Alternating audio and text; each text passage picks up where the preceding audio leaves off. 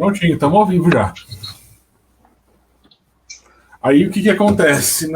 Vai aparecer no canto de vocês um cronômetro e um olhinho com o número de visualizações. Ó, já tem uma pessoa visualizando.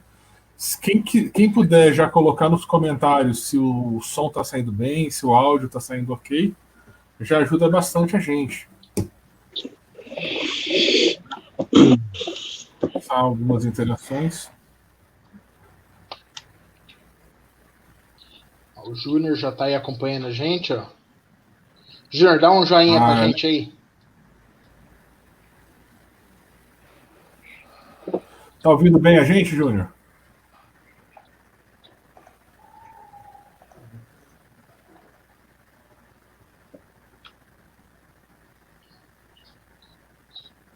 Regiane entrou.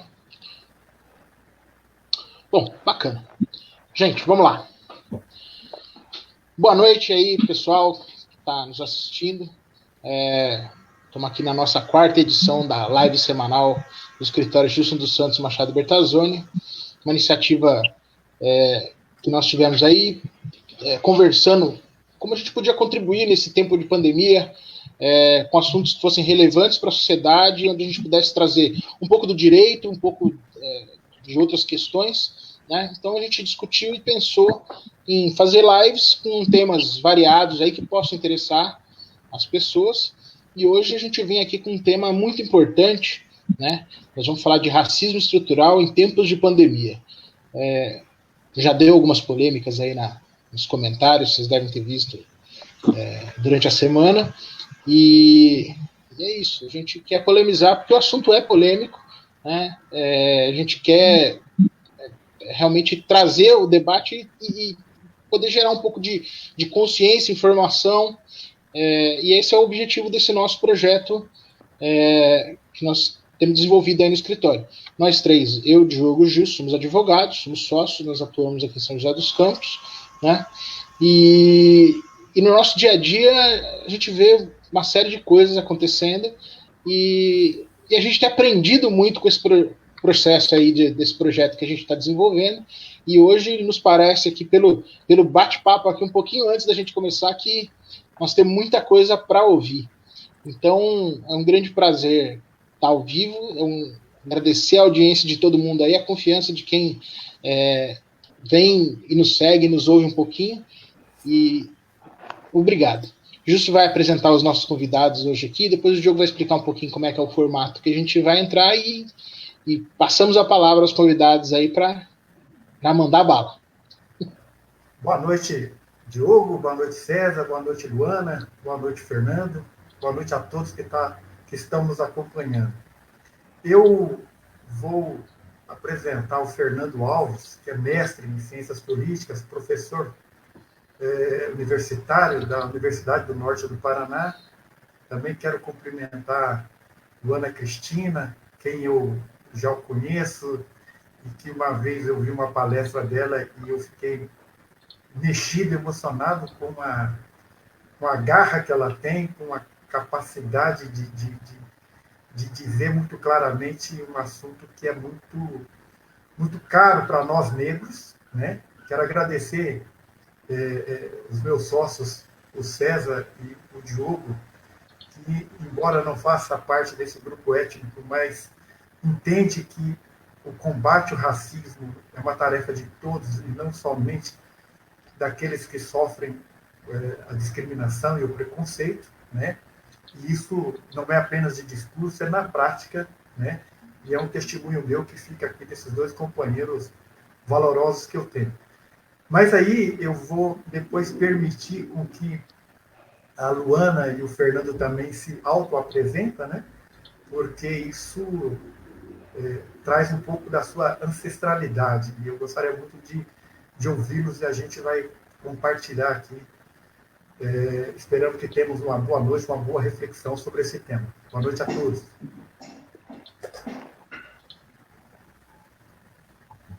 Boa noite, Gilson. Boa noite, César. Boa noite, Fernando. Boa noite, Luana.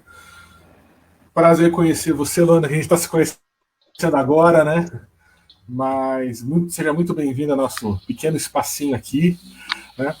A iniciativa de fazer essa live é de trazer questões polêmicas que estão afetando o mundo do direito em decorrência dessa nova realidade que a gente vive, né?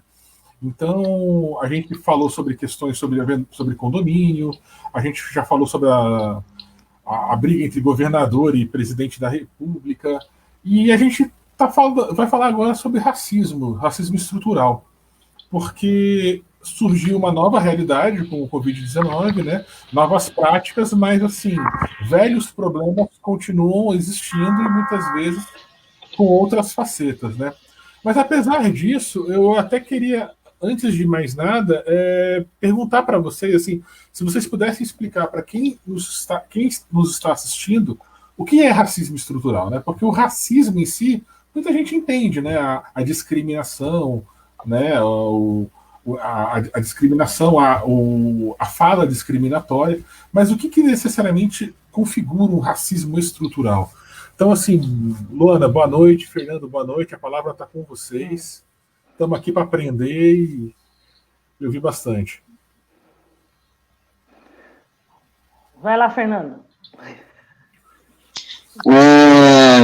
Boa noite a todos e todas. É um prazer estar aqui nesse espaço de construção, de um diálogo, de uma interação com novas pessoas, enfim, então é de fundamental importância esses novos espaços que estão sendo surgidos, que estão surgindo pós-pandemia, né, durante o processo de pandemia. Meu nome é Fernando, eu sou natural de Ilhabela, litoral norte aqui do estado de São Paulo, tenho 31 anos, sou professor, e o meu ativismo social é muito mais ligado aos cursinhos populares, atenção dos estudantes, eu faço parte da UNEAF, que tem um cursinho popular aqui chamado Luísa Maim, e a minha atuação social é muito mais focado, né, nesse cursinho popular. Dou aula de política 3 e 4, e vou estar aqui mais dialogando com vocês sobre como o racismo estrutural ele se dá por meio do Estado. Então, por meio de políticas públicas, ou a inexistência das políticas públicas, nesse caso, principalmente nesse atual antigoverno que aí está. Então, eu vou trabalhar muito mais essa questão do racismo estrutural em meio à pandemia.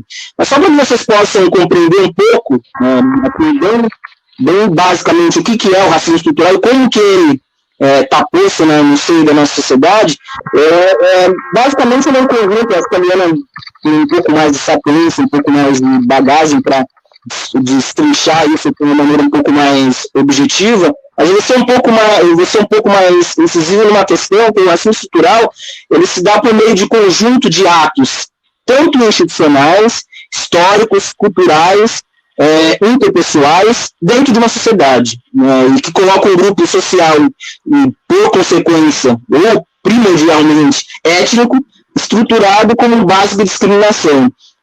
Existe um livro que até antes a gente estava dialogando um pouco, que é onde, e por isso a importância, depois mais para frente eu vou falar um pouco sobre a importância da ciência feita por negros, que esse tema racismo estrutural, ele começou a vir à tona a partir do momento que um jurista, amigo de vocês, professor de direito, chamado Silvio de Almeida, lançou um livro falando sobre o racismo estrutural de uma maneira bem latente. Então, para ver a importância desse tema vir da forma como veio, a ponto de pessoas estarem fazendo lives, de pessoas estarem preocupadas ou dispostas a dialogar sobre esse tema. Em cima, na minha linha de raciocínio, durante a nossa fala, eu vou estipular uma nomenclatura que é o racismo estrutural mais o racismo institucional, que também é algo diferente, e acho que a Luana vai aprofundar um pouco mais sobre outras formas de racismo, como o recreativo, que há também. Eu vou ficar muito mais focado nessa questão do racismo estrutural dentro da política pública, ou na existência da política pública, mas só com uma questão de nomenclatura, que eu vou utilizar durante toda essa nossa fala, eu vou colocar o racismo estrutural, que é todo esse conjunto de atos institucionais, históricos, culturais, interpessoais, como o racismo institucional, como uma racialização estruturada, tá? Só para facilitar no nosso diálogo daqui para frente. Então, basicamente, assim, de introdução, é isso que eu gostaria de colocar, bem objetivo, o que é o racismo estrutural, e o racismo institucional, juntando racismo estrutural mais racismo institucional, como uma nomenclatura de racialização estruturada, para que eu possa desenvolver isso de uma maneira um pouco mais fluida e fluente, para que vocês possam entender sem que não seja tão maçante, tão acadêmico assim. Tá bom? Agradeço pelo espaço e bom papo para nós. Boa noite a todos e a todes.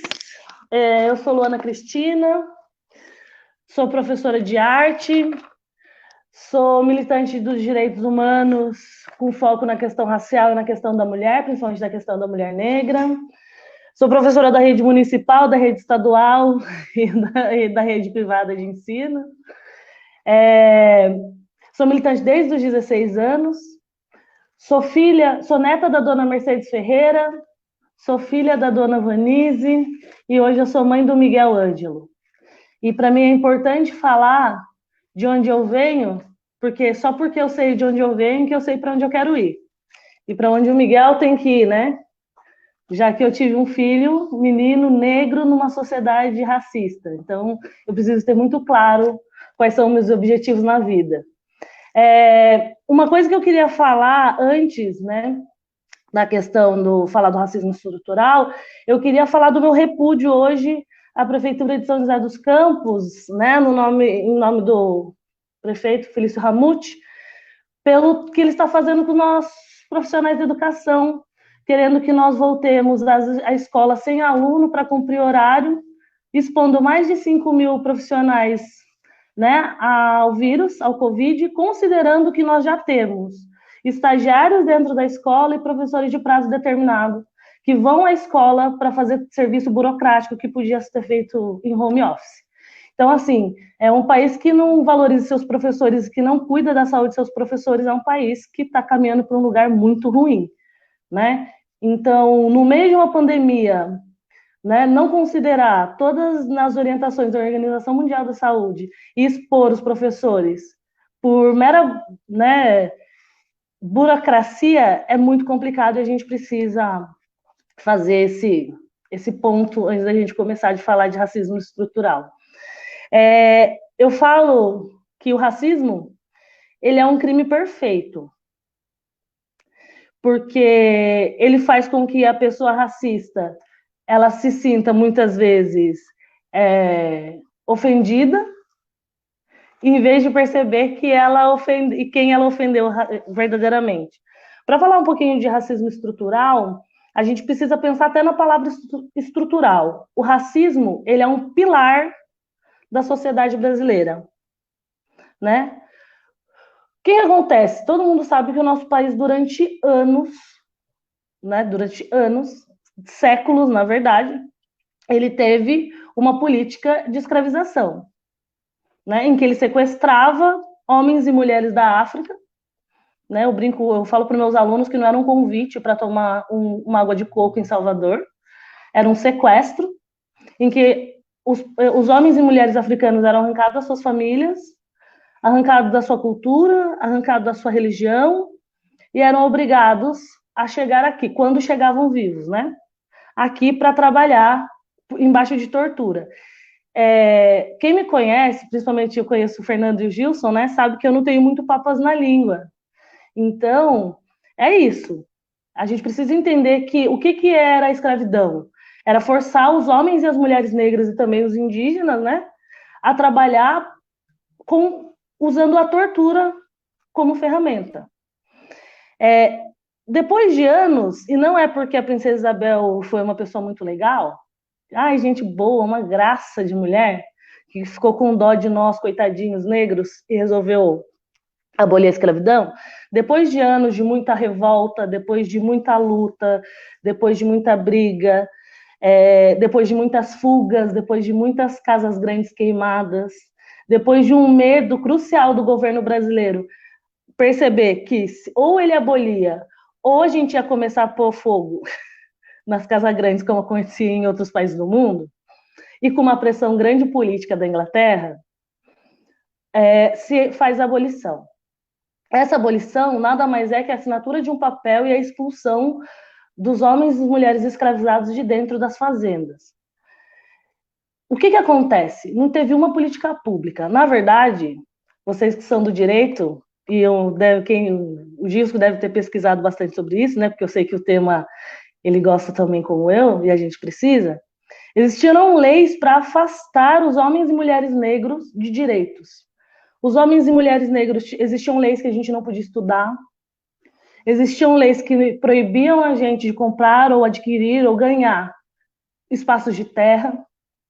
Então, existiam leis no Brasil que proibiam homens e mulheres negros de ter alguma coisa, e principalmente, né, a gente tem um país que foi criado, um mito que a gente fala que é o mito da democracia racial, com base numa lógica eugenista. O que é isso? É uma ciência que apoiou muitas mortes no mundo, e eu vou focar na nossa, que dizia que o homem branco ele era geneticamente superior aos outros. Então, tudo que estava longe, quanto mais longe do homem branco, geneticamente, culturalmente, inferior. Então, pensa que a população negra era o mais distante, então era considerada a mais inferior, né? Tinha um cara, perto da época da abolição, chamado Marquês de Gobineau. Ele olhou para o Brasil e falou assim, "Xi, lascou. Esse país, perto dos anos 2000, vai ser um país inteiro negro. Se o governo do Brasil não fizer nada, tá todo mundo lascado, só vai ter preto nesse país." O governo do Brasil ficou desesperado, porque não podia ser um país preto, né? O que ele fez? Ele criou cota. Olha que loucura! Ele criou cota lá perto de 1800. Ele criou cotas para trazer europeus para trabalhar no Brasil. Então, eu expulso de dentro das fazendas os negros e negras, ponho eles, marginalizo, não deixo espaço para que eles trabalhem, a não ser em subempregos muito mal remunerados. Isso porque em alguns lugares do Brasil, mesmo após a abolição, negros e negras ainda viviam como escravos, né? E eu começo a importar europeu, para ver se eu consigo embranquecer o Brasil. Se eu consigo clarear. O Brasil tem uma política pública de embranquecimento. O Brasil tem uma política pública que nega a importância, a existência da população negra. Isso é a base do racismo estrutural. A partir daí, tudo que é ligado à população negra é tido como inferior. É construída uma narrativa em que o corpo negro ele é inferior. E aí eu tenho aí, né, todos esses anos de instituições, pessoas acreditando que o negro ele é um ser humano de segunda classe.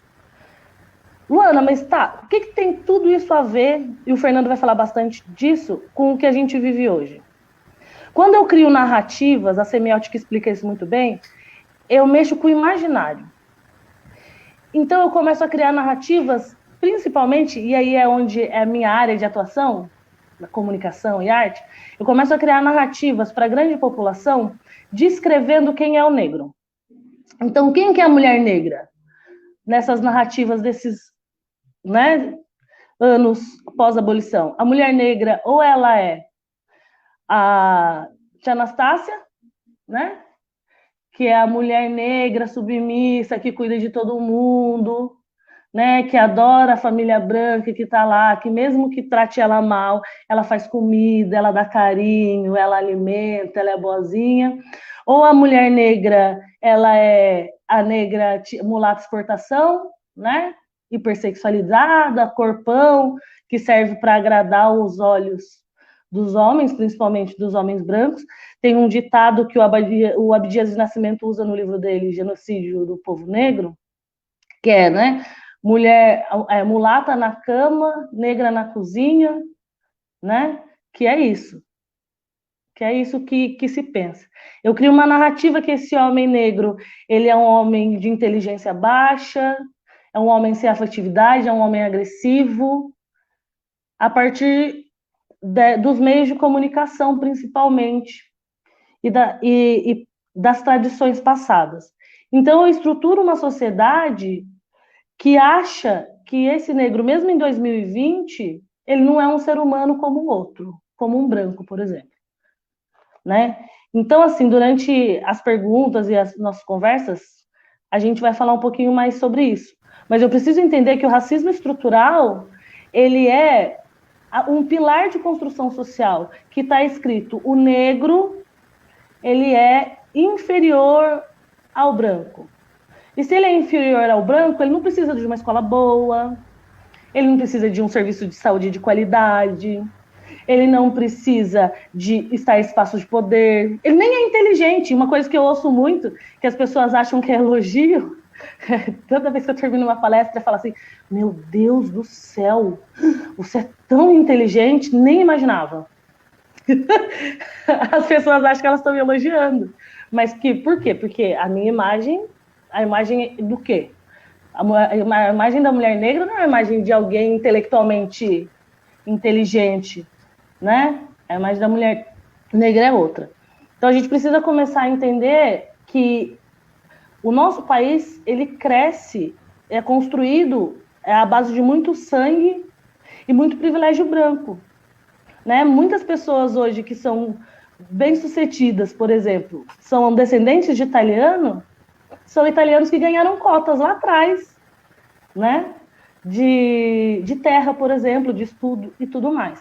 E o negro, ele foi excluído desse processo de tomada do país. E até hoje ele é excluído. Então a gente vai ver os números que mostram isso.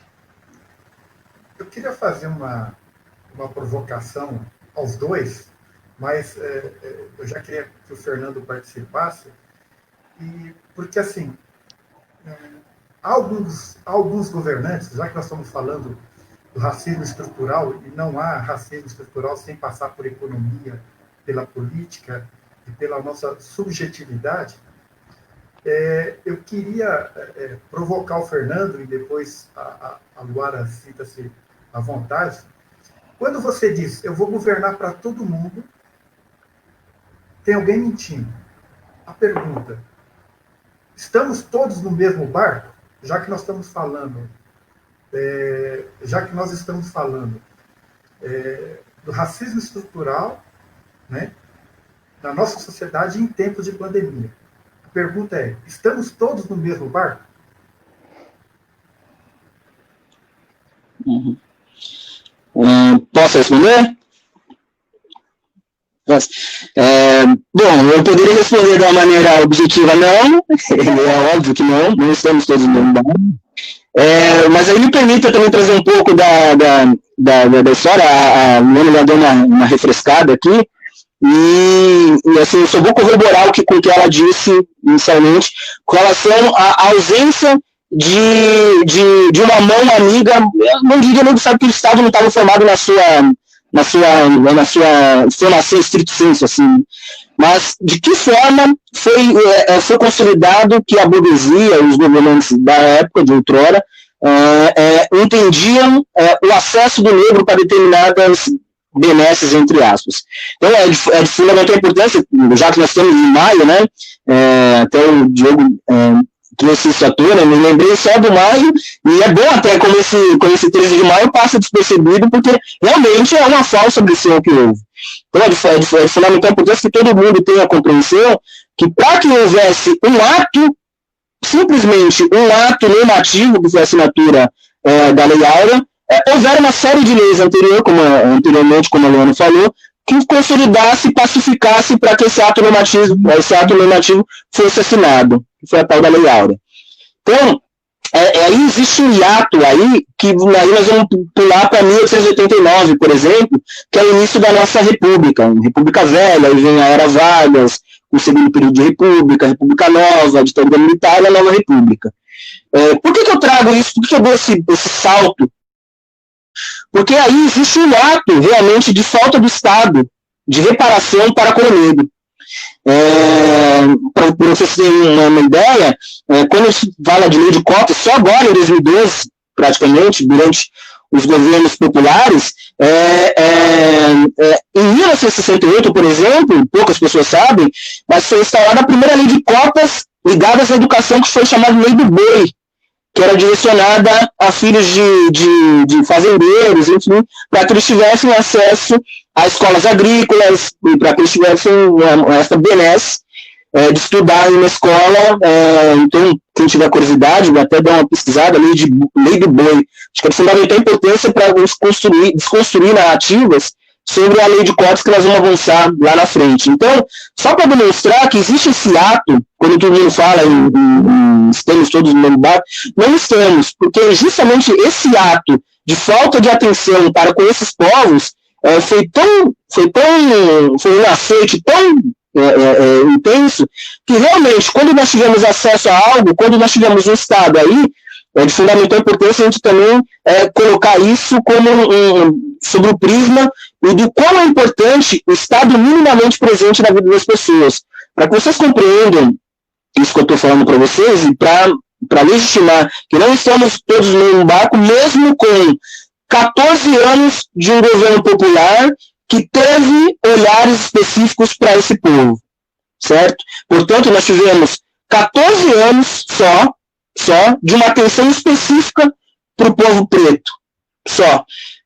Mas não houveram avanços estruturais. Não, realmente não houve avanços estruturais, mas eu não vou demandar para um campo da política, que faz falar sobre conciliação de classe, sobre o que tinha naquele dado momento, que eu acho que agora não é o prisma da conversa. Então, percebam que nós tivemos 14 anos só de políticas públicas de atenção à população negra. Políticas públicas essa, por exemplo, política pública de assistência à população negra foi criada durante esses governos. Para vocês terem uma ideia, me vem à mente uma pessoa que é amiga nossa parceira, enfim, companheira, a Rosa Miranda, sempre falou de uma doença chamada anemia falciforme. E para que vocês tenham isso em mente, até agora eu vi um comentário de uma moça aqui falando falar um pouco das nossas vidas, como o racismo estrutural está presente nas nossas vidas. Há 2 semanas atrás, um amigo meu de Ilhabela faleceu por anemia falciforme. Passou por um longo período desgastante de idas a AME, em Taubaté, a hospital. É uma doença que traz muita dor. Eu falava, quando eu até quando eu ia para ele, trocava uma ideia com ele, enfim, para que vocês tenham a compreensão de que só a partir de 2002, a partir de 2007, foi dada a atenção, foi imaginado que existem doenças que acometem a população negra. Então, quando as pessoas falam, nós não estamos no mesmo barco, então é de fundamental importância cada vez mais de desconstruir essas narrativas que estão sendo postas ou pela grande mídia, ou que está encostada no seio da sociedade, de várias maneiras. Aí, só para trazer uma atenção, está até bem fresco isso na minha mente, para novamente legitimar a ideia de que nós estamos todos no mesmo barco. Por exemplo, dos usuários do SUS, 67% são de pessoas negras, EPADAS. Portanto, esse dado ele é tão aviltante porque quem está na base de acesso às políticas públicas são as pessoas periféricas e, por consequência, graças à nossa urbanização, da maneira que foi feita, como as cidades foram produzidas, não como são arquitetadas, como são produzidas sob a lógica do capital, que fez com que cada vez mais as pessoas, principalmente a população negra, ficasse à margem de todas as políticas públicas. Mais para frente eu vou trazer algumas questões, principalmente sobre a cidade de São Paulo, de como esse estar à margem na cidade faz com que não estejamos no mesmo barco de forma alguma. Tá? Então, mais para frente eu vou trazer uma linha de raciocínio um pouco mais ligada à questão da pandemia, de quantas pessoas, as pessoas que estão tendo acesso a hospitais, enfim, principalmente na cidade de São Paulo, que é onde eu trabalho um pouco mais com os dados científicos de uma maneira um pouco mais concisa e objetiva. Então, só para responder a pergunta, depois dessa introdução, não estamos no mesmo barco, e mediante ações desse atual momentâneo, espero, governo, não sei se estaremos no mesmo barco por um bom tempo. Então, e aí não é trazendo, se tivesse outro grupo político, mesmo assim não estaríamos no mesmo barco. Não estaríamos no mesmo barco, mas só de ter atenção para aquela povo, de construir políticas, de fomentar espaços, de fomentar cada vez mais a participação desse povo na construção e na implementação dessas políticas, acho que isso já foi de fundamental importância para que nós nos sentíssemos participantes desse Estado, que é de fundamental importância para todos. Então, quando a gente traz até a discussão do Estado, é legal estar presente pessoas ligadas ao direito. Eu sempre gostei de uma matéria que era a Teoria Geral do Estado, que acho que traz a importância do Estado para que seja isso em mente. Um companheiro, amigo nosso em comum de todos nós, recentemente fez uma fala de que foi preciso vir a pandemia para que as pessoas reconhecessem a importância do Estado. E eu tenho comigo que é justamente isso, né? Foi preciso vir, porque nós estávamos num processo de cada vez mais diminuir esse Estado. Nós já temos o Estado mínimo na periferia. Tanto que eu até estou escrevendo um artigo de trazer a questão do Estado mínimo sob a lógica do acesso à política pública, não do Estado mínimo sob a lógica da economia. Então nós já temos o Estado mínimo nos bairros periféricos. Então cada vez mais o Estado forte está presente na vida dessas pessoas. Isso passa por um governo que seja, ao mínimo, sensível a esses povos. Acho que espero ter respondido, né? Gente, acho fantástico, né? Porque é legal, né, Fernando? Quando o povo fala de Estado mínimo, a gente que nasceu, cresceu em periferia, sempre vê Estado mínimo. A gente não quer porque a gente já sabe como é, né? A gente já conhece o que é Estado mínimo. Né? A gente diz que é muito complicado, né? Porque quem é de periferia, né? Eu sou uma mulher preta periférica, é outro tema polêmico, mas às vezes, por exemplo, a questão da segurança pública, a gente tem muito medo da polícia, né? Porque a sensação que a gente tem, por exemplo, que a polícia está lá, não é para nos proteger, é para não nos deixar sair da periferia, né? E aí eu dou aula em um lugar que é um lugar de classe média alta, né? E aí a abordagem é totalmente diferente. Mas aí o Gils pergunta se a gente está no mesmo barco. Eu podia falar que a gente está no mesmo barco, tipo Titanic, só que uns têm bote para se salvar e outros vão morrer afogados, né? E aí a gente sabe quem vai morrer afogado, né? E aí a gente tem que pensar assim, quem que é esse todo mundo? A gente precisa pensar, e aí a branquitude precisa pensar se ela inclui a população negra como parte de todo mundo. Porque às vezes a gente não é. E aí eu vou fazer o apontamento da questão da branquitude e eu vou racializar o corpo branco, que se acha o corpo padrão, o corpo normal, né? Quando a gente fala assim, mas como ela é aquela pessoa, ela é normal. Quando você fala que ela é normal, a sua lógica é uma pessoa normalmente homem, um branco, né? Cisgênero, heterossexual, né? E ele é o normal que a gente acha na nossa sociedade. E eu brinco, porque eu sou casada com um homem branco, cis, hétero, e eu falo para ele assim, em vez de você falar nem todo, para pensar se realmente nem todo faz isso, né? Porque, não, nem todo homem, nem todo branco, nem todo hétero. Em vez de parar para pensar se nem todo, vai conversar com seu parça, que é um dos todos que faz. Então, assim, a gente precisa começar a entender que não, esse barco não é igual.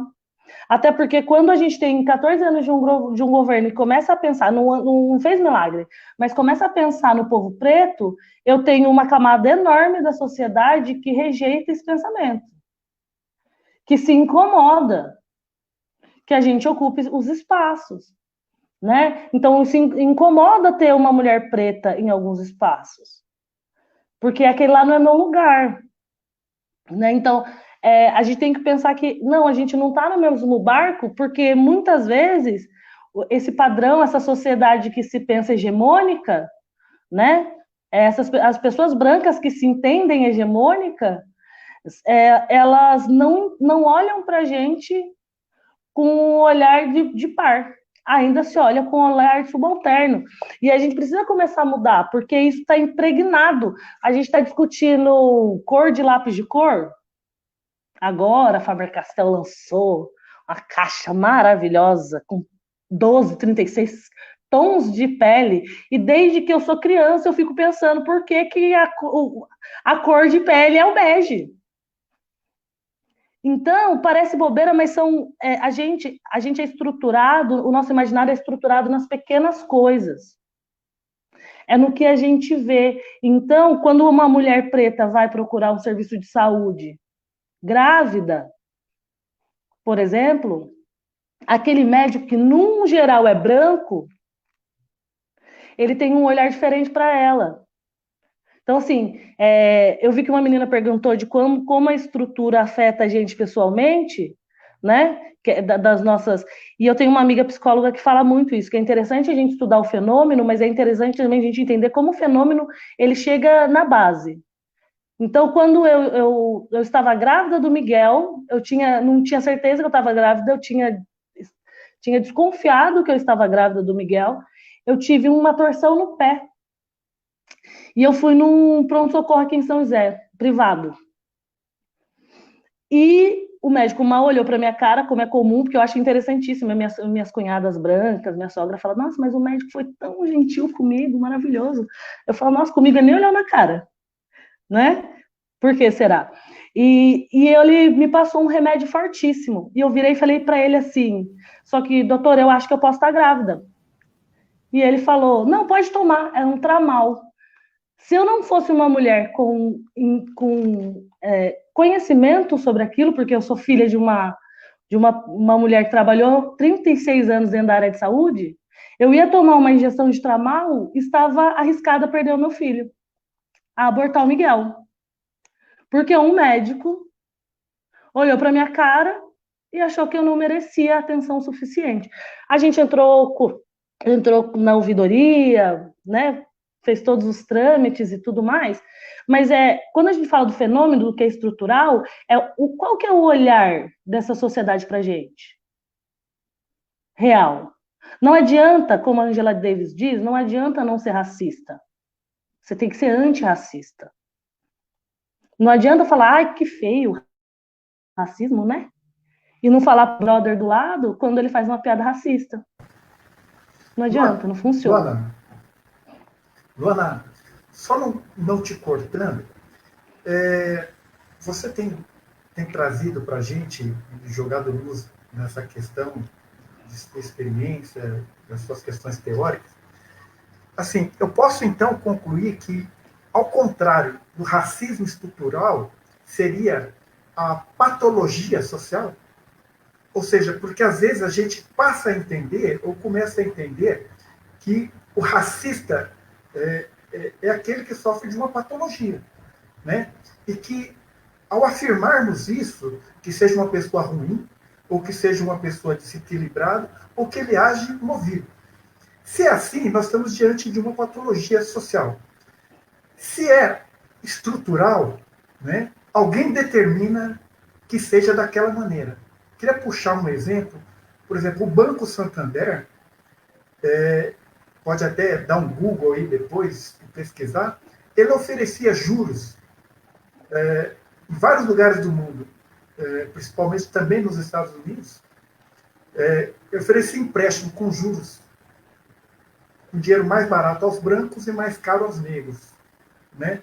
Então, de maneira estrutural, né, nós vamos encontrar essas pessoas que são perversas, nós vamos encontrar essas pessoas que agem dessa maneira, de maneira ruim, como aquele ministro da Educação, ampliando do nosso espectro negro para outras definições de racismo, como é contra os indígenas, contra os judeus.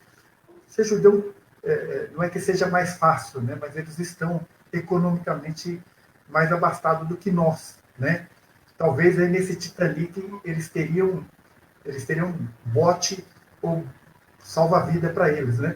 Mas nós, além de não ter bote, não ter salva-vida, nós vamos ficar nessa situação. Então, nós vamos encontrar pessoas que aquelas que sofrem de patologia, né? Que sofrem de uma doença social, que, em contrapartida, nós temos um Estado estruturado, onde os superpoderes, a superestrutura foram cooptada, vamos dizer assim, em benefício de um grupo em detrimento do outro. Né? Eu não sei se eu estou me fazendo entender. Sim, Gilson, eu acho muito legal você falar isso, assim, porque eu tomo muito cuidado para essa questão da patologia social, porque quando a gente patologiza, a gente só tira a pessoa de louca, né? Ah, não liga para ela, não. Ela é louca. Não, ela não é louca. Ela é construída dentro de uma sociedade que é feita para todo mundo ser racista. E para o negro, muitas vezes, reproduzir o racismo, o que é muito triste. Porque se tornar negro é dolorido. Não é fácil. Na hora que você olha e que você começa a entender que tem coisas que acontecem mais com você do que com seu amigo branco, porque você é negro, e você começa a reconhecer isso, dói demais, te adoece psicologicamente. Então, muitas vezes, na sociedade que a gente está, com uma tida mentirosa democracia social, racial, em que brancos e negros convivem numa paz harmoniosa, linda, e que o negro só não consegue vencer porque ele não se esforça, né, que é isso que a sociedade diz, mesmo eu não conseguindo, eu sendo mais qualificada que o meu colega branco, eu perco a vaga do emprego, mesmo né, a expectativa de vida do jovem negro ser muito menor da do jovem branco, mesmo eu sendo mulher negra, né, tendo em comparação ao homem branco, recebendo 25% só do que ele ganha, né, por eu ser uma mulher preta, eu preciso tomar cuidado porque não, as pessoas elas não são doentes, a nossa estrutura e ela faz com que as pessoas acreditem que aquilo que elas fazem como racismo é normal, é natural, ele é naturalizado, por isso que a estrutura diz sobre isso, sobre a naturalização de atitudes. Então, as pessoas acham normal um menino preto morrer, porque na cabeça delas, obviamente, aquele menino preto de 14 anos, ele era bandido. E aí a gente entra em muitas questões, não é porque ele era bandido que ele tinha que morrer, mesmo ele não sendo, a questão não é essa, mas é normal, é natural. Né? É natural a gente viver algumas coisas e as pessoas acharem, não olharem. Assim como na questão do machismo e da LGBTfobia, se eu não pego um homem branco ou uma mulher branca e falo assim, ó, não é minha obrigação ficar dando aula, tá? Não para adulto branco, não. Para meus adolescentes eu adoro. Eu falo que eu detesto adulto. Adulto é um bicho difícil de lidar, né? Mas se eu não chego e falo para ele, você está sendo racista, ele nunca vai perceber. Tem uma filósofa que, desculpa, a gente vai fugir o nome, ela deu uma entrevista no Espelho com Lázaro Ramos, que ela fala assim, eu como negra, eu não quero roubar o seu pudim. Eu quero o pedaço do meu pudim que está no seu prato. Você está com 2 pudins. Eu não quero o seu, eu só quero pegar o meu de volta. Né? Porque você passou lá, levou 2 pudins e me deixou sem. E é isso, assim, a gente precisa entender que, eu acredito que quando a gente fala assim da questão filosófica, né, é uma doença, mas quando eu falo na prática, eu não posso entender como doença, e eu não posso entender que todo racista age de má fé, eu tenho muito racista que age de má fé, aquele cara que você fala, filho, você foi racista, ele é racista de novo, aí eu vou falar tipo Yuri Marçal, tipo de João, é fogo, né, porque a gente já explicou para ele que ele está sendo racista, e ele continua sendo racista por escolha. Mas tem aquele cara que nunca teve que pensar o racismo, porque o racismo não afeta a vida dele. Toda vez que eu falo de opressão, eu falo de privilégio. A sociedade ela é estruturada para garantir privilégio para aquela galera lá de trás continuar tendo o que eles têm até hoje. A partir do momento que eu começo a ter negro ocupando espaço de poder, quando eu tenho a menina negra da minha escola lá, do estado, entrando na USP, na cabeça do branco que queria que o filho dele entrasse, ela tá roubando a vaga dele. Ela quer manter a estrutura, porque ela quer que a filha dela tenha esse status, mas a menina negra não é um direito dela. Então, toda vez que eu tenho uma opressão, é porque alguém está sendo beneficiado. Vou dar um exemplo aqui da minha casa. Eu gosto de dar um exemplo pessoal, gente, porque as pessoas acham que facilita o entendimento. Eu tenho um filho de 2 anos e meio. E eu falo pro Gabriel, meu marido, assim, se você tá sentado, de perna para cima, tranquilão, é porque alguém tá fazendo a sua parte no cuidado do menino, cuidar da casa. E a mesma coisa, se você está socialmente tranquilo, está tudo lindo para você, tem alguém socialmente tirando o seu lixo. Quem que normalmente está tirando o seu lixo? Tem alguém lavando a sua louça. Quem que está lavando a sua louça? Não é uma questão de coincidência, é uma questão estruturada. Não sei se eu te respondo, Gilson. Sim. Olha só, eu estava ouvindo você falar e já percebeu, e aí eu queria provocar o Fernando. Eu estou de marcação com o Fernando. Eu queria ouvir o Fernando. É que eu falo muito. Não. Eu queria provocar o Fernando, inclusive com o discurso da servidão voluntária. Né? Por exemplo, me parece, e eu tenho essa consciência, de que ser negro, necessariamente eu tenho que estar à esquerda. Eu tenho que estar à esquerda. Né? Porque, na minha opinião, é uma questão de luta de classe, como se comporta hoje. Então, e não é estar à esquerda porque eu amo estar na esquerda. Porque na luta de classe eu preciso puxar alguma coisa para o meu lado. Se os recursos estão escassos, né, a gente precisa dividir. Eu preciso puxar o pudim para mim. Aí eu quero dizer, Fernando, esse fenômeno que nós vemos, e não raramente, pessoas negras que assumem o discurso do opressor. Como explicar essa questão? Como as pessoas não conseguem fazer essa leitura? O Gilson, antes do Fernando, aproveitando a provocação do Gilson, é porque, assim, o Fernando disse que prometeu falar um pouco mais das questões das políticas públicas. E considerando a questão das políticas públicas, a gente tem uma situação muito inusitada hoje, que é do senhor Sérgio Camargo ocupando a diretoria da Fundação Palmares, né? Que é um órgão criado em 1988 para preservar a cultura africana, afro-brasileira, né? Para preservar a memória negra do Brasil. E você tem uma pessoa negra que é negacionista dessa questão racial. E eu falo isso porque, assim, eu vejo falando, eu que sou branco, eu fico indignado. E me causa indignação a mim. E, assim, às vezes eu fico perguntando assim, mas tudo bem, eu tô puto com esse, tô pé da vida com esse cara. Mas o que me incomoda, o que tá me incomodando tanto nele, eu fico tentando identificar. Porque a questão do negacionismo, lógico que te incomoda, mas o que na verdade eu enxergo é que essa agressividade do seu Sérgio Camargo, ela às vezes ela esconde uma mansidão.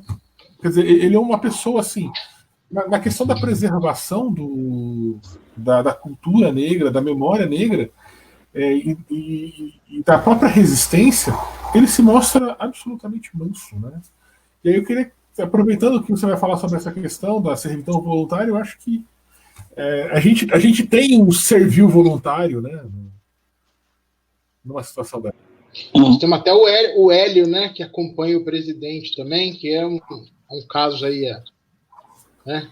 Tem uma questão. Agora, também, Fernando, quando dá o carrinho, não pode perder a viagem, não. Já levanta a trava.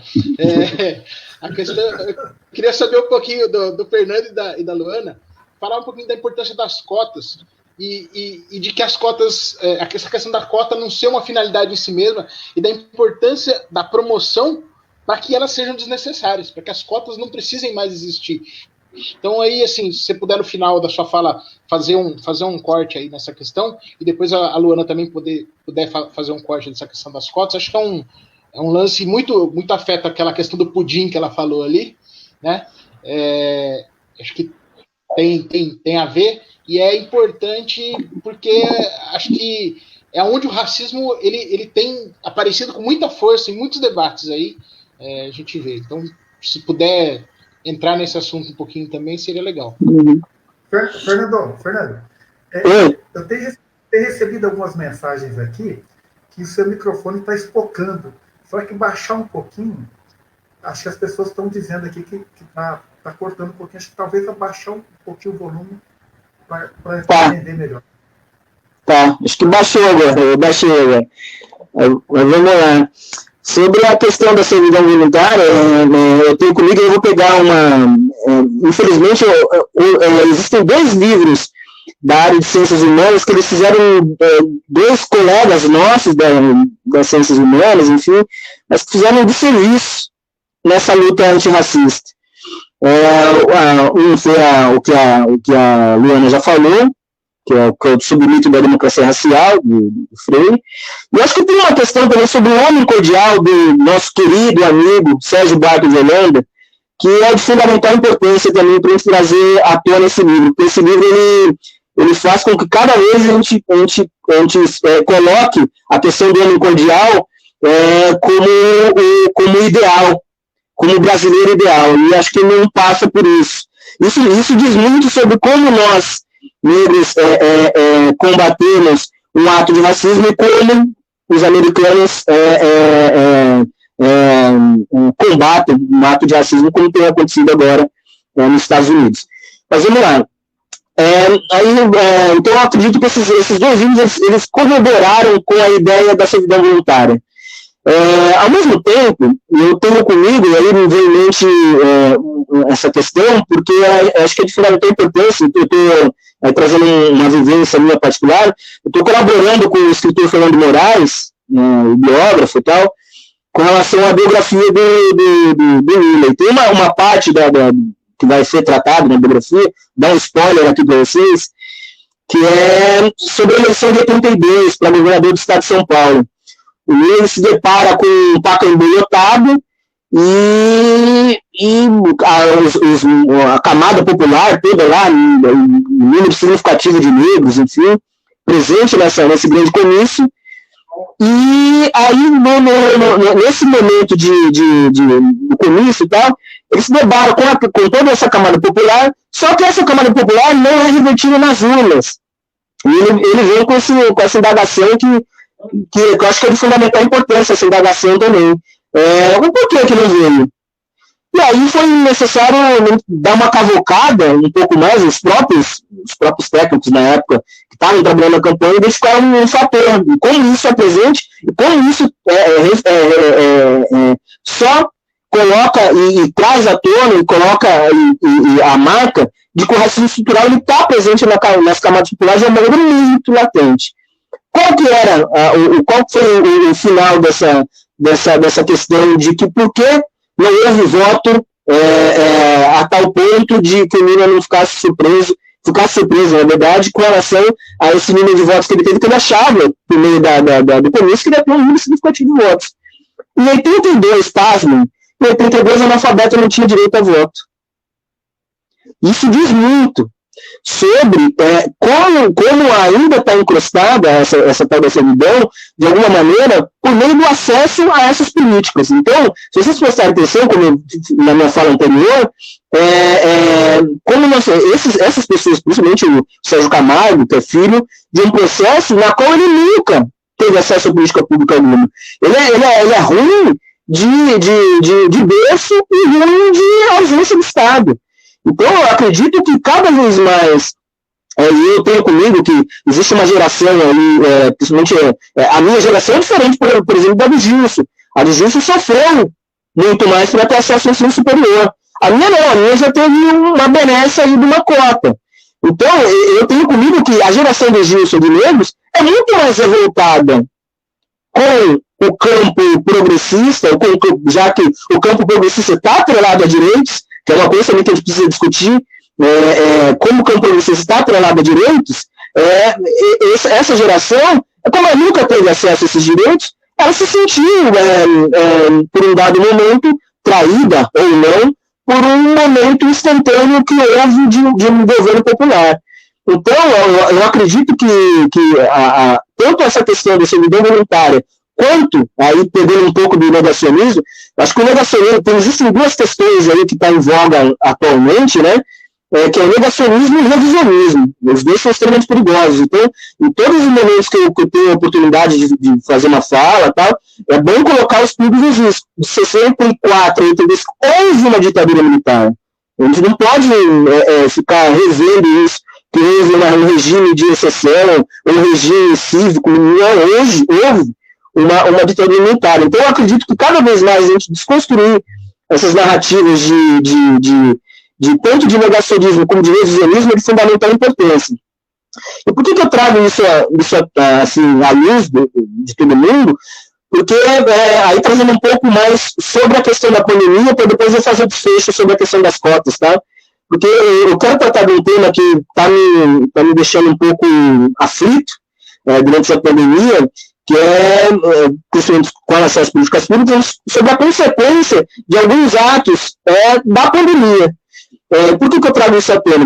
Nós sabemos que existe um grupo que representa desproporcionalmente as pessoas sem acesso a saneamento básico, que vivem em condição de adensamento urbano, favela, enfim, periferia, e que essa população negra é representada nesse grande escopo, com a grande maioria de desempregados e empregados informais, que é uma coisa também a ser discutida sobre esse trabalho informal que está hoje aí à tona e que expurgou esse pus agora depois de várias reformas feitas desde 2017, né? Então, essa instabilidade financeira, nesse momento de quarentena, é o que expôs a uma necessidade de, por exemplo, sair para trabalhar. Visto que as próprias entidades governamentais não assumiram o papel que era de garantir a fome da subsistência dos brasileiros durante a pandemia. Só que aí existe uma questão que essa é a minha função, que até vi um artigo bem interessante de uma psicóloga que dá aula no Recôncavo Baiano, que ela chama, um artigo ela chama Homens Negros e Suas Máscaras. E eu acho que isso é muito sintomático, porque ela traz uma questão que meio à pandemia, por uma questão de segurança, todo mundo tem que usar máscara, e que aí o racismo estrutural ele é colocado, ele é exposto da maneira mais cruel e mais insana possível. Porque ela atinge principalmente os jovens negros, homens, no caso sexo masculino, né? Que utilizam as máscaras e colocam esses jovens na situação de serem abordados frequentemente pelas forças opressoras de segurança pública. Então, acho que esse artigo, oriento todo mundo que esteja curioso sobre esse artigo, ele é bem interessante, Homens Negros e Suas Máscaras, é uma pesquisadora, e ele faz essa reflexão sobre o quão é nocivo esse tipo de atitude, tanto vindo das forças opressoras, quanto de qualquer ato normativo vindo da esfera governamental.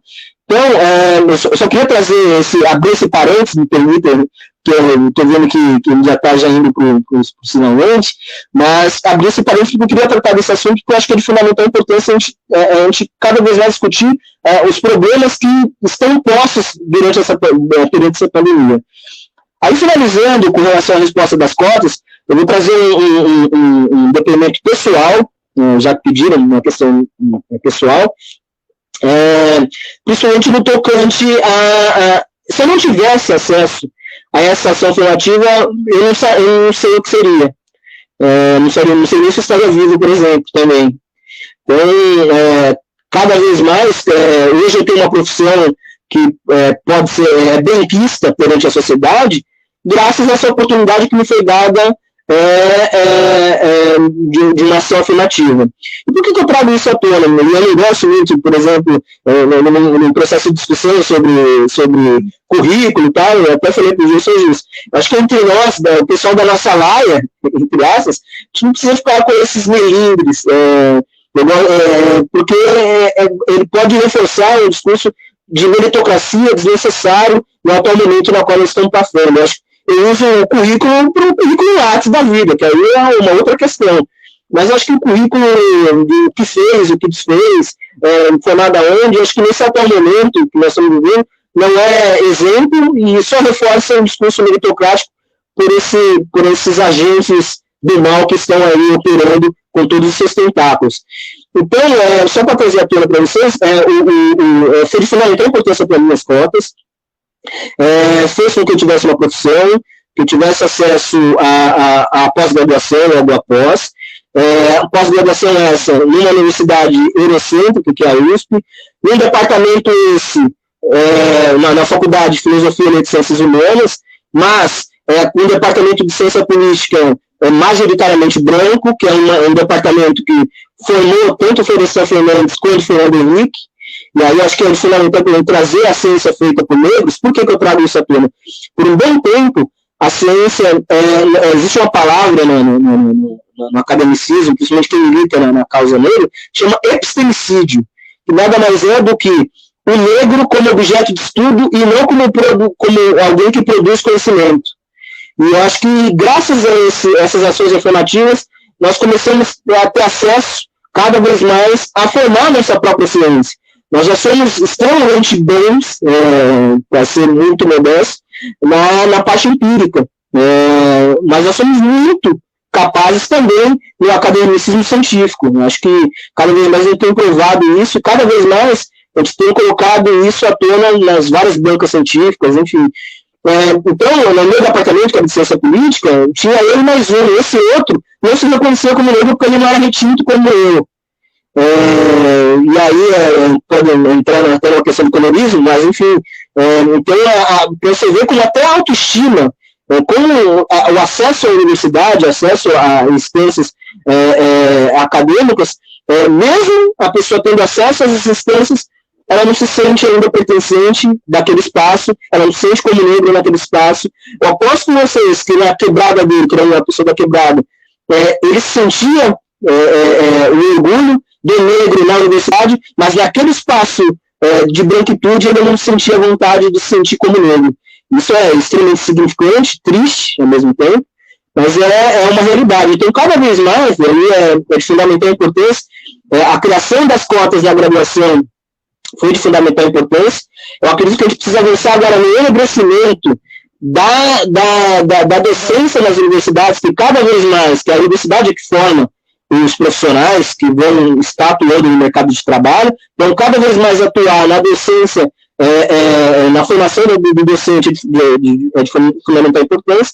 Para isso, é primordial dar acesso à pós-graduação para negras, pessoas periféricas, indígenas, enfim, para que cada vez mais a gente comece a desconstruir e descolonize o pensamento eurocêntrico dentro da própria universidade, que há nas suas mais variadas vertentes. Então, eu acredito que as ações afirmativas são extremamente importantes e espero, no momento propício, quando o governo popular, com um olhar específico para essa população tenha essa visão, possa cada vez mais acessar esses espaços. Vide que o atual, por meio de todo o estrangulamento, tanto da ciência e tecnologia, quanto da educação como prisma mesmo, como valor de nação, está sendo desmontado nas suas várias vertentes. As ciências humanas, que é onde nós negros, na maioria das vezes, estamos, por meio de uma portaria agora do SNPq, fez com que cada vez mais, no ano que vem, não houvesse bolsas para mestrado e doutorado para a área de ciências humanas. Então, essa pandemia também veio cada vez mais com a ciência, com a ideia, com aquela ciência que é importante. Acho que todas as ciências são importantes. Não é só as ciências exatas, não é só as ciências biológicas, não é só as ciências jurídicas, acho que as ciências humanas, todas elas formam um conglomerado de conhecimento que faz com que a sociedade tenha acesso às suas mais vertentes, variados conhecimentos. Então, eu acredito que as ações afirmativas elas são importantes. Não vejo, pelo menos há 2 anos, que é o período que falta para isso daí acabar, isso como prioridade. Portanto, acho que cada vez mais a gente ir para as ruas, lutar por direitos, mas não, sempre vislumbrando o futuro que pode ser que se avizinhe aí, tanto com relação ao acesso à universidade, quanto com todas essas questões sociais que estão aí postas para que nós possamos refletir, enfim, colocar isso à tona. Maravilhoso, né? Luana, antes de você arrematar, deixa eu só te cortar um pouquinho, Luana. Além dessa questão que o Fernando falou, eu queria que, assim, como você dá aula na educação básica, eu queria que você falasse um pouco sobre a Lei 10.639, que fala que nos estabelecimentos de ensino fundamental e médio é obrigatório o ensino sobre a história e a cultura afro-brasileira. Eu queria saber um pouquinho da sua experiência com isso, se você vê que se isso realmente está acontecendo, se essa lei pegou ou não pegou. Como que você tem visto isso também, além do remate? Eu anotei algumas coisas aqui, mas vou começar com a fala de uma aluna negra minha, que quando ela deve estar agora no terceiro ano do médio, e eu dava aula para ela no nono ano, quando ela me perguntou a seguinte coisa. Ela virou e falou para mim assim: Luana, será que se você fosse branca, você ia fazer o debate racial com a gente? Eu acho que essa fala da minha aluna, ela já diz sobre como a lei funciona dentro da escola. Porque, assim, a lei, ela existe e ela, infelizmente, ela é mal interpretada em algumas questões. As pessoas acham que a lei está dizendo para você fazer o Dia da Consciência Negra dentro da escola. As pessoas não entendem que quando eu falo do estudo da cultura afro-brasileira, né, e africana, eu estou falando que na aula de português eu posso trazer, por exemplo, autores negros. Isso, ela não discute, por exemplo, que eu posso discutir na aula de matemática afromatemática. As pessoas não interpretam que eu não preciso esperar o 20 de novembro para fazer uma atividade da questão racial. Na hora que eu escolher os artistas, vou falar da minha aula, que sou professora de arte, né? Como o Fernando disse, da ciência que não importa, né? Que é essa leitura que as pessoas têm de arte dentro da escola. Eu não preciso esperar o 20 de novembro para eu trabalhar com um aluno quando eu vou falar, escolher artistas para eles pesquisarem, por exemplo. Eu vou escolher junto com os artistas tradicionalmente escolhidos, eu vou escolher artistas negros. Eu preciso trazer, não é para o 20 de novembro, o estudo da cultura afro-brasileira e africana. Eu ouvi uma coisa no Museu Afro-Brasil que eu achei fantástico quando eu levei meus alunos. Esse não é um museu africano, ele é um museu afro-Brasil, porque a cultura afro-brasileira é brasileira. Não é a cultura do negro, é a cultura brasileira. A gente precisa entender a cultura originária, né, dos povos escravizados que chegaram aqui como cultura brasileira. Não é cultura de quem é negro, é de todos nós brasileiros. Enquanto a gente não assumir isso, a lei ela não vai funcionar efetivamente. Aí é que o Fernando está falando. Dentro da universidade, todas as universidades hoje, para que a lei funcionasse, elas deviam fazer o debate da questão racial em todas as linhas. Não adianta eu fazer o debate da questão racial na faculdade de História, na faculdade de Sociologia só, porque lá acontece. Quando acontece, né? Em algumas não acontece. Mas, no geral, lá acontece. Mas eu preciso desse debate na faculdade de Direito. Eu preciso, na faculdade de Direito, para entender por que o negro é encarcerado em massa. E é um debate real. Eu preciso desse debate na faculdade de Medicina para entender que a morte durante o parto ou pós-parto acomete muito mais a mulher negra. Por que será? Por que o bebê da mulher negra é o que mais morre no pós-parto? Se eu não tiver esse debate dentro da faculdade de Medicina, eu não vou saber. E se eu não tiver dentro das faculdades de licenciatura, eu nunca vou verdadeiramente fazer com que a Lei 10.639 ela funcione. Porque no dia 20 de novembro vai ter professor e aluno me dando parabéns pelo seu dia.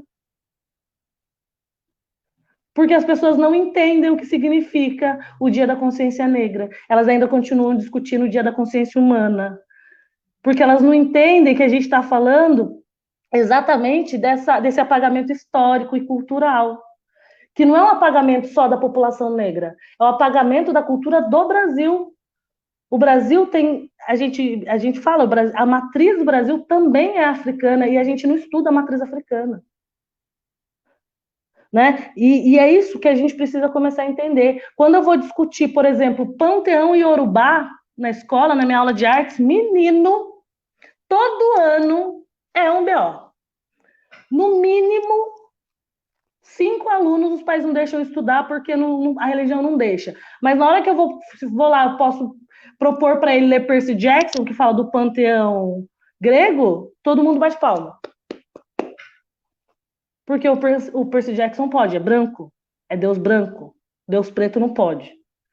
E aí eu não estou falando Eu podia entrar na questão da religiosidade, mas eu não estou falando, eu estou falando da questão cultural, das influências africanas na nossa cultura. A gente não vê as influências como de todo brasileiro. E aí eu não estou falando também que todo brasileiro tem um pé na África, porque não. Né? Ai, todo mundo no Brasil é um pouco negro. Não é assim que funciona. Pergunta para o segurança do shopping, que ele sabe apontar para você exatamente quem é negro e quem não é. Então a gente tem que tomar muito cuidado também com esse tipo de discurso, né? Eu estou falando da questão cultural mesmo. A gente só muda, para mim, eu acredito, eu sou professora por escolha, não é porque foi o que me sobrou. Eu amo ser professora. E eu acredito que a mudança social, ela parte da educação. E todos os níveis de educação. Porque, assim, uma pergunta que eu coloquei aqui quando vocês falaram, né, da questão da servidão é: aonde que eu aprendo sobre a minha identidade? Aonde que eu aprendo a ser negro? Além da novela das 8, que me coloca como escravo, empregada doméstica e jogador de futebol. Aonde? Qual é o meu espaço de entender minha identidade? Qual é o espaço de eu entender quem foi Dandara, Luísa Marim, quem foi Luiz Gama? Que espaço que a gente discute que Machado de Assis, mesmo eu tendo muitas questões sobre ele, mas em que espaço que a gente discute que Machado de Assis era preto? Que espaço que a gente, na aula de filosofia, a gente estuda no ensino básico, a gente estuda Abdias do Nascimento? Djamila Ribeiro? Então, assim, enquanto a gente não começar a entender que é um negócio muito amplo e não tem a ver com o negro, não adianta eu querer discutir, desconstruir racismo, eu, Fernando e o Gisto, que a gente vai ficar falando, nossa, difícil, né? É difícil, né? Ó, super difícil, né? Enquanto o branco não entrar no debate. E também assumir qual é a posição dele. Que é fazer o debate do seu lugar de fala, porque lugar de fala todo mundo tem. A gente tem que parar também de achar, não é meu lugar de fala, não é o seu lugar de protagonismo, né? Não é o seu lugar de protagonismo, mas lugar de fala você vai falar do lugar que você está. E você precisa, se você é um branco antirracista, um branco aliado, você precisa falar. Dentro da escola eu encontro nas minhas colegas, principalmente na escola do Estado, e hoje eu estou numa escola da prefeitura muito boa, que eu encontro colegas brancas antirracistas e aliadas, que entendem e buscam ouvir para que nas aulas delas, cotidianas, não nas aulas de novembro, elas discutam a questão racial, apresentando artista negro, apresentando autor negro, apresentando possibilidades, né? Arquitetura negra, por exemplo, né? Arquitetura africana. Então, eu encontro, mas ainda é muito pouco, então eu preciso que isso mude dentro das universidades. Enquanto o nosso processo de educação ele não for real, eu vou continuar tendo negro subalterno, porque ele vai crescer. Gente, uma mentira contada 1000 vezes não se torna verdade? Se desde que você entra na educação infantil estão te falando que você nasceu para ser empregada, quando você tiver 15 anos, por que você vai pensar na faculdade? Você nasceu para ser o quê? E se ninguém desmentiu isso durante seus 15 anos, ninguém chegou e falou assim, amiga, vem cá, olha as possibilidades que você tem aqui, ó. Se ninguém faz isso, ela vai acreditar que ela nasceu para isso. Eu não estou desmerecendo a empregada doméstica, a questão não é essa. A partir do momento que aquilo seja uma escolha, não um caminho. Tem que ser uma escolha, não um caminho. Então, assim, a gente precisa, primeiro, entender que eu preciso ter representante, sim, em todos os lugares, e as cotas são necessárias, porque uma parte do preconceito também se quebra na convivência. Quando eu fui a única aluna preta da minha sala na Faculdade de Artes Visuais. Fiz um TCC falando de identidade negra. Levantei o debate que era incômodo para muita gente, incluindo alguns professores. Mas, na hora que eu entro na sala de aula, lá no Dom Pedro, as minhas alunas negras, elas olham para mim e pensam assim, putz, posso ser professora. Quando no Big Brother, que parece bobeira, aparece uma médica negra, minhas alunas olham e falam assim, eu posso ser médica? Quando um menino, pode ter um adolescente meu que olha para o Gilson, fala assim, nossa, eu posso ser advogado.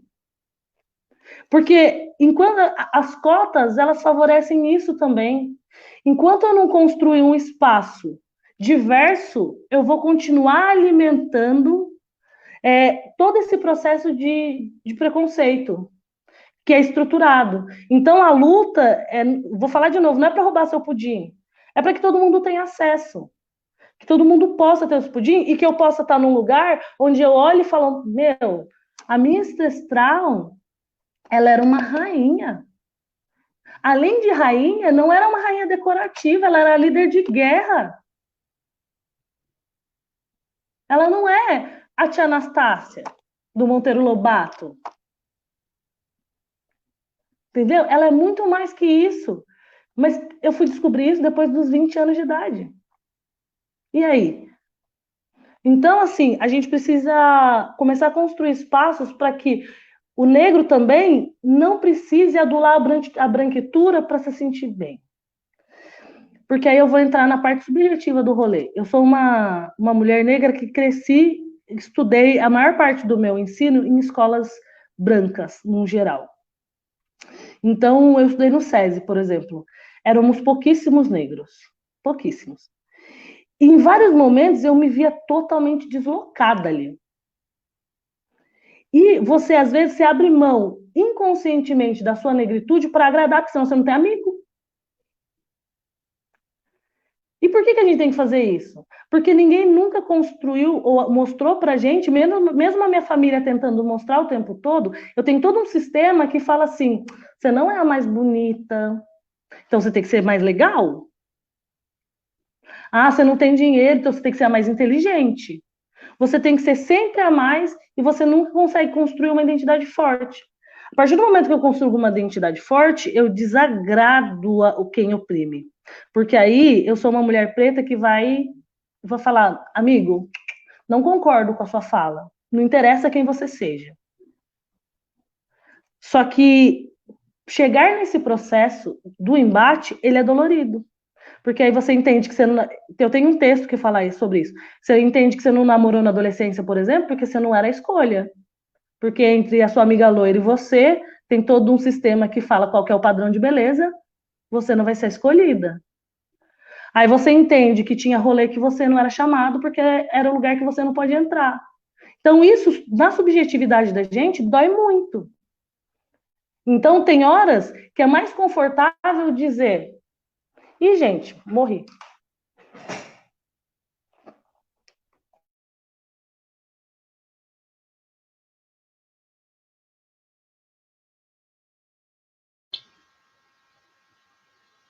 Caiu? Vamos esperar, já ela volta. Fala aí, Fernando. Não, então, eu queria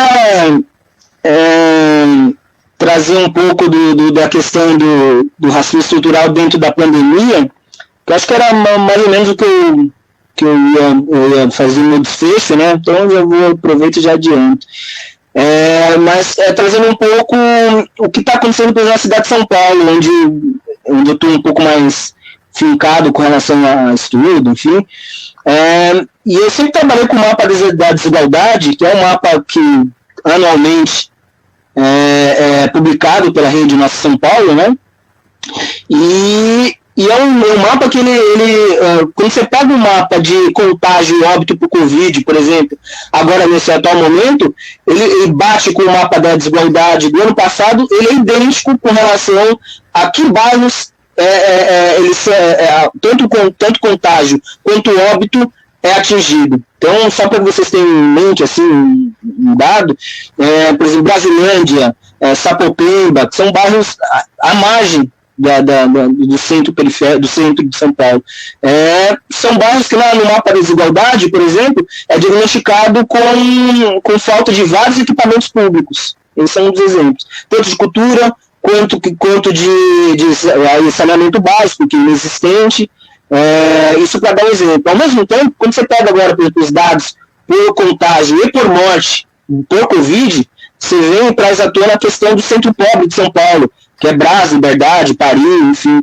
Quando você espelha e coloca, comparando com Jardins, Itaim Bibi e Perdizes, isso fica de uma maneira até latente, a maneira como essa doença e como o racismo estrutural conversa e dialoga com essa doença de uma maneira bem explícita e bem nítida para que todos possam ver. Por que eu trago isso à discussão? Porque vamos colocar hipoteticamente que nós temos entes democráticos reinando no nosso país. Mas é para mostrar que as doenças, por exemplo, elas não são entes democráticos em nenhum momento. Não são entidades democráticas em nenhum momento. Porque, pelo contrário, ela tem incidência que determina tanto pela idade, pelo gênero, pela raça e pelo CEP.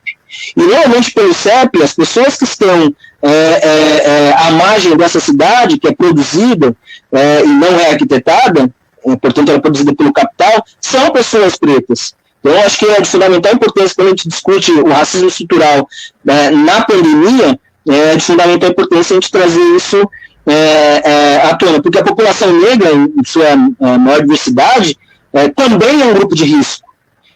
Obviamente com gradações internas, enfim, mas varia tanto por comorbidades como por questões, até por questões históricas, políticas, estruturantes na sociedade. Então, quando eu trago à tona a discussão do racismo estrutural em meio à pandemia, é justamente para colocar isso em voga.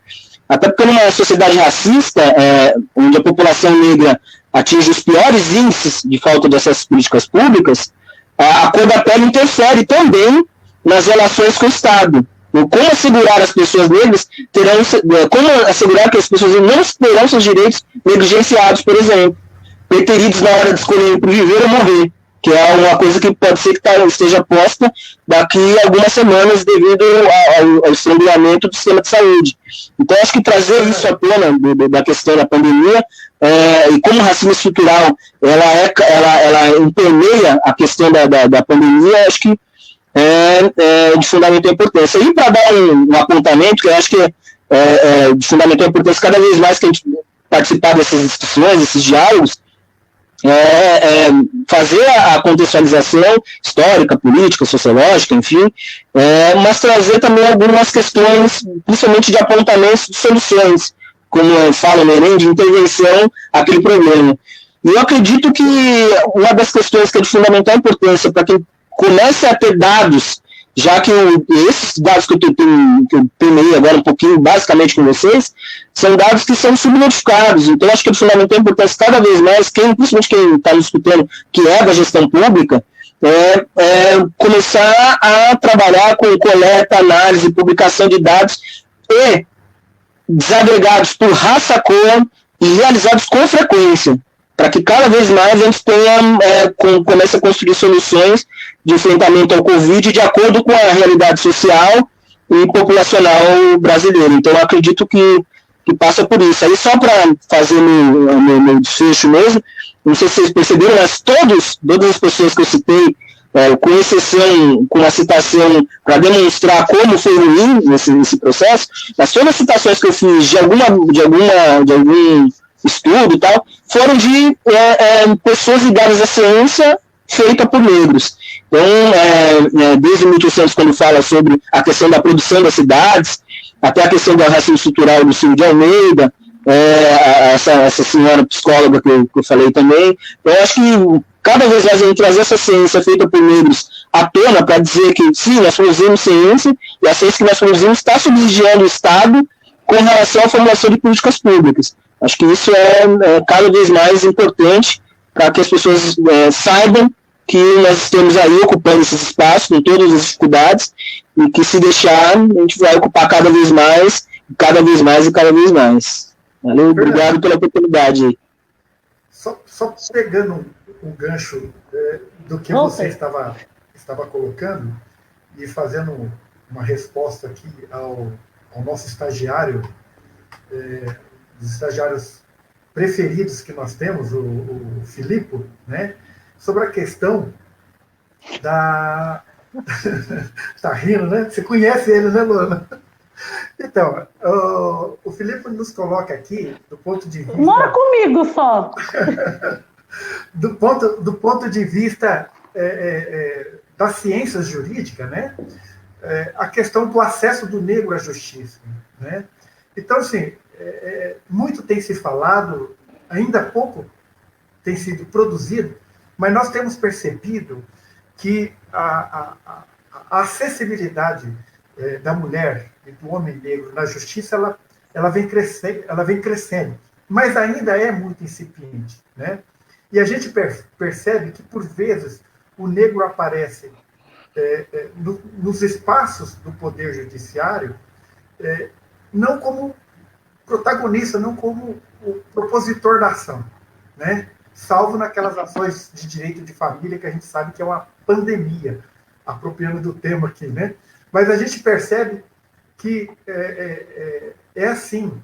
César e eu, nós administramos a Fundação Casa de Jacareí, e a gente percebe a quantidade de jovens negros, né, que são apreendidos, que são encarcerados, e também, da mesma forma, no direito penal, no direito criminal, os homens e as mulheres negras que são privados de liberdade, a dificuldade, eles têm mais dificuldade em obter uma liberdade, um relaxamento de uma prisão em flagrante ou uma concessão de uma ordem de habeas corpus do que os réus brancos, né?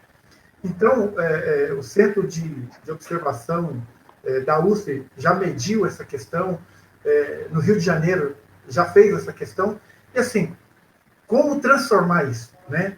Então, como nós estamos falando da estruturação, do racismo estrutural, a gente percebe que,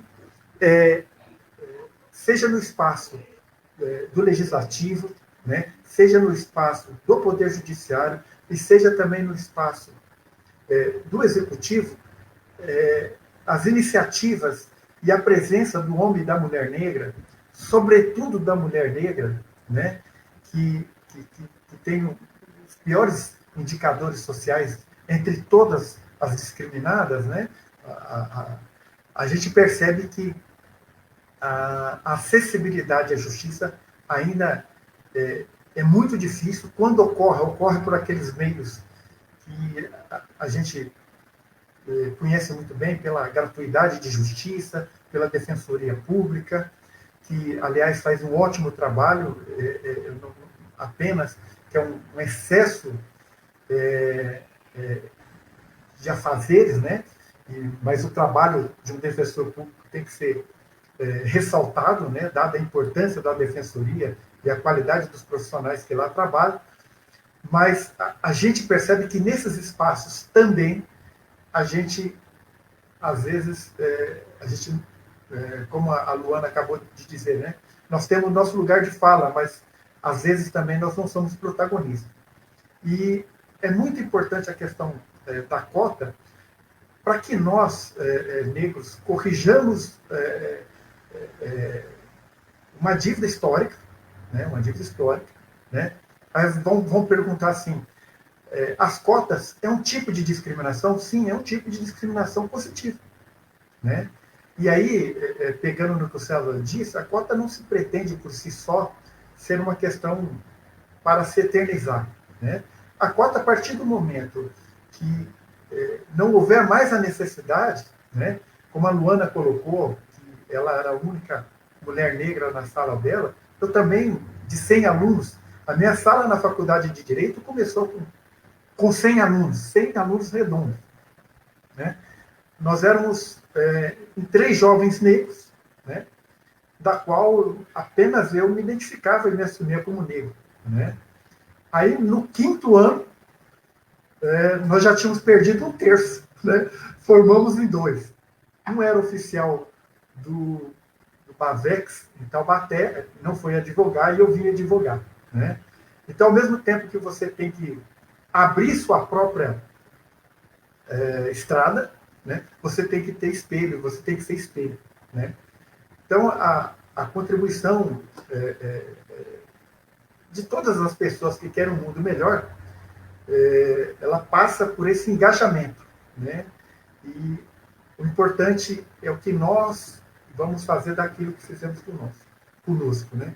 Eu não gosto muito daquele discurso de melancolia, eu acho que é legítimo, porque o sofrimento imposto as gerações, né? Sofrimento imposto às gerações, eles são repetidos.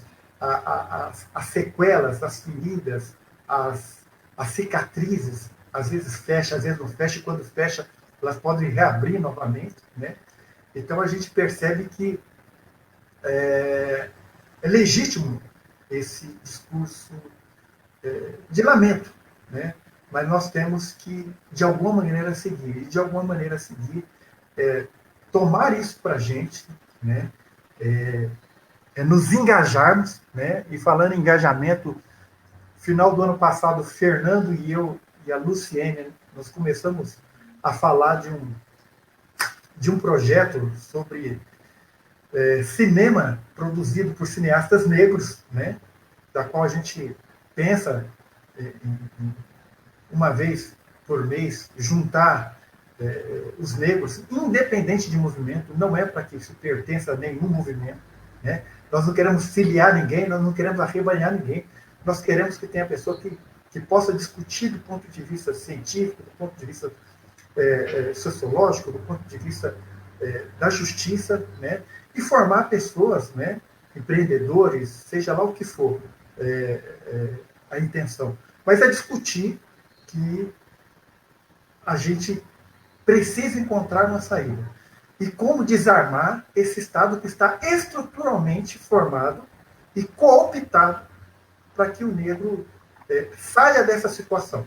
Porque aqui a gente percebe, e César e Diogo conhecem um pouco da minha história, eu digo um pouco significante, e a gente percebe que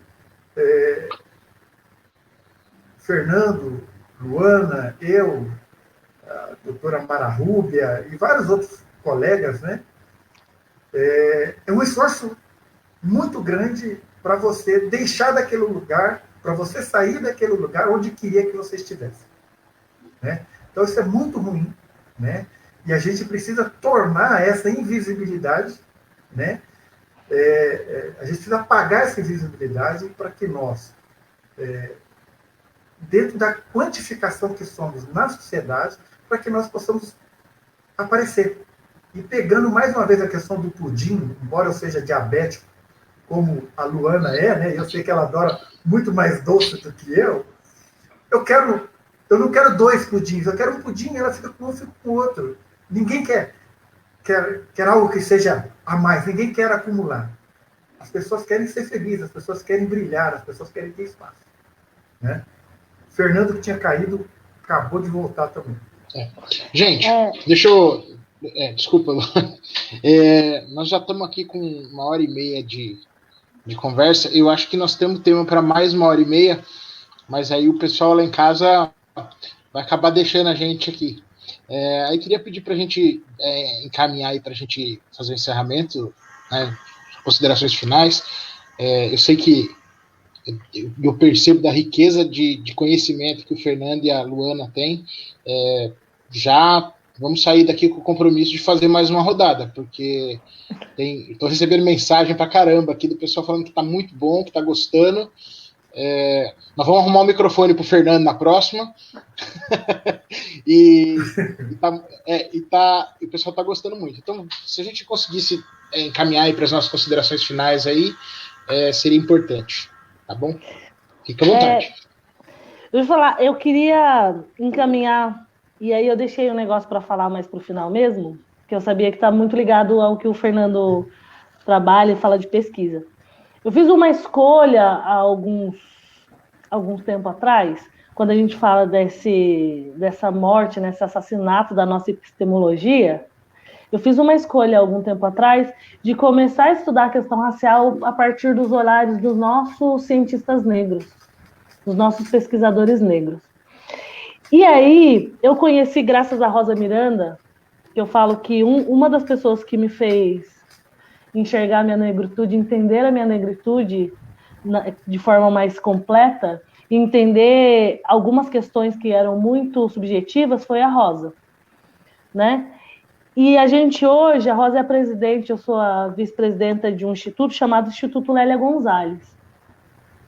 O Instituto Lélia Gonzalez, ele trabalha principalmente A palavra empoderamento, ela ficou muito batida pelas pessoas, mas aí a questão é essa mesmo. É de empoderar, repensar, pensar o papel da mulher negra, principalmente da mulher negra na sociedade atual. E a gente escolheu esse nome exatamente para fazer uma feminagem, né? Como a gente diz, para Lélia Gonzalez, que é uma intelectual negra fantástica, foi, né? Já é falecida, fantástica. Teve, durante muitos anos das suas pesquisas, ela foi desacreditada, né? E isso não contou muito para ela. E ela escreveu coisas incríveis sobre a questão da mulher negra, do feminismo negro e do papel do negro na sociedade brasileira. Então, o Instituto Lélia Gonzalez, ele não existe à toa. E estudar os nossos pesquisadores negros, não só a população negra, mas todo mundo. Estudar pesquisadores negros é essencial para entender o processo do racismo estrutural. E quem quiser ser um aliado de verdade, entender qual é o seu papel na luta. Porque uma coisa que a gente discute muito é que não adianta eu querer trabalhar a questão racial só com quem é negro. Se as pessoas brancas não entenderem qual é o papel na luta, que não é um papel de protagonismo, mas é um papel de escuta e revisão de privilégio, porque eu falo isso, né? Rever privilégio é dolorido, né? Porque quando você revê privilégio, significa que você tem que abrir mão de alguma coisa que é boa para você, mesmo que você nunca tinha parado para pensar nela. Então, rever privilégio e fazer escuta. É parar de fazer o mas nem todo branco. Em vez de falar o nem todo branco, vamos parar para pensar o que eu fiz ali que aquela pessoa negra está fazendo um apontamento? Por que ela se incomodou com alguma fala ou com alguma atitude? Né? E aí, começar a desconstruir estereótipo. Porque senão eu vou passar o resto da minha vida com o estereótipo da mulher negra raivosa. Porque como nos espaços, que bom que nesse não aconteceu isso, né? Mas como nos espaços, para ser ouvida, eu tenho que falar mais forte e mais alto, as pessoas não leem que elas estão me silenciando. Elas leem que eu estou gritando. Né? Então, eu acho que para a gente encaminhar é começar a pensar nisso. Para a gente fazer desconstruir essa estrutura, enfiar um martelo nela e quebrar, eu preciso que as pessoas brancas entendam qual é o papel delas nisso. Eu quero que elas façam, como o Gilson disse, fazer escolhas. E muitas vezes, quando eu caí, que é a questão da discriminação, é discriminar no sentido de mostrar que, neste lugar, por que este lugar não pode ser uma pessoa negra? Porque quando tem uma Ariel negra, num desenho da Disney, as pessoas discutem assim, ai meu Deus, mas a Ariel não é negra, a Ariel é uma sereia. Amigo, primeiro que não tem sereia não existe, é uma lenda. Né? Vamos começar a pensar por isso? Se ela é uma lenda, ela pode ser de qualquer etnia. Não é? É para a gente começar a falar, agora só tem negro na televisão. Será que só tem negro? Eu ainda conto 5, 6, né? Não é porque você não acostumou, você acostumou com a hegemonia da branquitude, que essa hegemonia é boa. Ela não é boa nem para você, nem para mim. Então, ela precisa ser repensada. Então, hoje eu vou, além da questão, né, racial, de falar com as pessoas negras, eu quero falar com as pessoas brancas, e privilégio, porque eu brinco que eu parei de educar quem não é do meu grupo, porque as pessoas também acham que esse é o nosso papel, né? A gente apanha e ainda tem que ensinar por que a gente não pode apanhar. Mas vou dar uma dica, que comecem a repensar, comecem a, sim, ler autores negros, assistir diretores negros. Ah, mas não tem. A gente que não procura, principalmente quem não para pensar que é hegemônico procura. Né? Começa a tentar, você nunca vai conseguir se pôr no nosso lugar, mas você pode ouvir e tentar mudar comportamentos que reforçam a estrutura do racismo. E isso é um papel que a população branca ela precisa repensar. E a população negra e principalmente aquela que ainda tem dificuldade de se entender negra, eu entendo, eu não vou jogar pedra nessas pessoas, comecem a repensar, comecem a procurar outras fontes de informação. Vamos sair também da informação hegemônica branca. Vai procurar um youtuber, por exemplo, negro, que debate a questão racial, e não precisa ficar só ouvindo o youtuber branco. Vai ler um romance de uma autora negra, que você vai perceber que existem muitas pessoas como você e muitas referências que você pode se basear. A gente não é só o jogador de futebol, o sambista e a boa cozinheira. A gente pode ser isso e muito mais. Inclusive o cientista, o astrônomo, o médico, o advogado, a professora, né? Todos esses espaços são nossos. Então, é difícil, mas sempre vai ter alguém para te dar a mão. Eu sei que o Gilson, o Fernando e eu, em vários momentos a gente pensou em desistir. Porque chega uma hora que dói de levar pancada. Mas sempre tem alguém também que dá a mão e fala, não vai desistir não.